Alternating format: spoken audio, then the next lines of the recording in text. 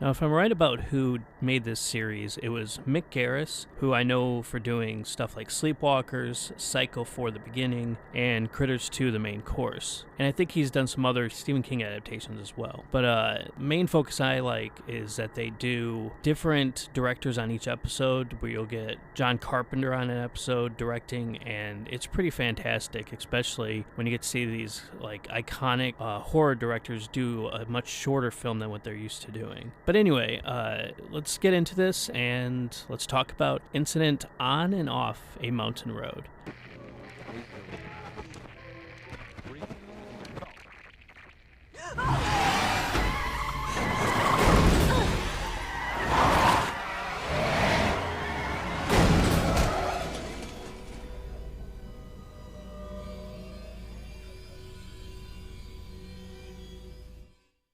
I believe anything can happen to anyone, anywhere, at any time. This episode opens up with a woman who is driving her car on a mountain road at night, which leads her to getting into a wreck after she tries to change the radio station. Then we cut to a flashback of her talking to her future ex-husband on their first date, which then cuts back to her waking up still in her car. She goes to look for the other person whose car she almost hit, which leads her to come face to face with a maniac named Moonface. Eat that, you motherfucker.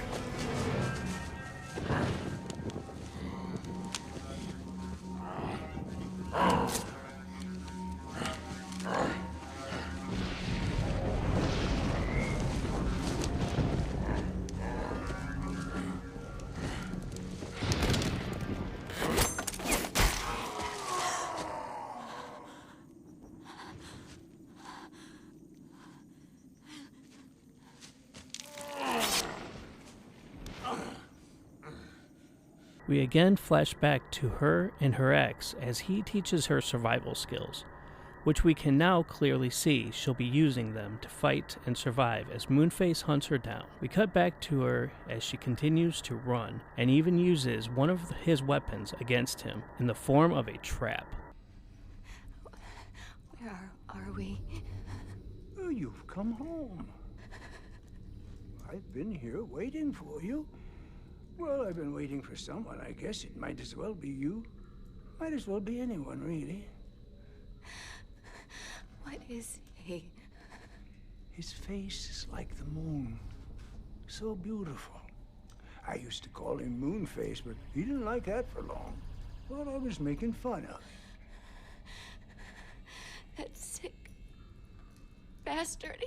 He cuts out their eyes. Oh, he does that with every one girl. I thought we was clear on that. You have to be on certain terms to relate to him. And the eyes, Well, they're usually the first things that have to go. I guess we're lucky, you and me. Why hasn't he killed us? Reasons? There must be a million reasons. He might be busy. After all, he has to move those cars miles away to dump them, so that no one can ever find us. Oh, he's so smart. Listen to me. For the remainder of the film, we continue to go back and forth between flashbacks and the cat and mouse game between Moonface and Ellen until the movie's damn good ending. Also, we get a very cool appearance from Angus Scrimm, who most of you will know as the Tall Man from the Phantasm series. Overall, this is a pretty cool and proper way to start off this series, with a good old slasher film. Granted, there really is only one victim killed in the whole movie, but you do get to see the other victims from Moonface around his property. Now, the acting is the thing that I like the most in this film, set aside from the way Moonface looks. Bree Turner does an awesome job playing a great character who is strong and smart and just an overall badass. Ethan Embry does a great job playing a controlling husband who over time loses his mind and almost tries to kill her. Now, last but not least, Joe R. Lansdale plays the demented giant Moonface. He is fantastic and he is frightening as hell.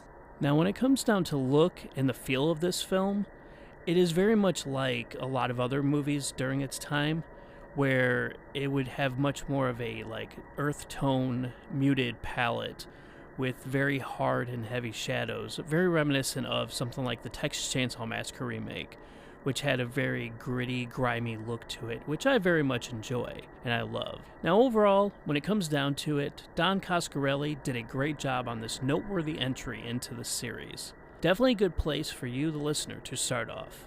I hope you enjoyed this first episode and come back for another Masters of Horror review. Alright guys, bye.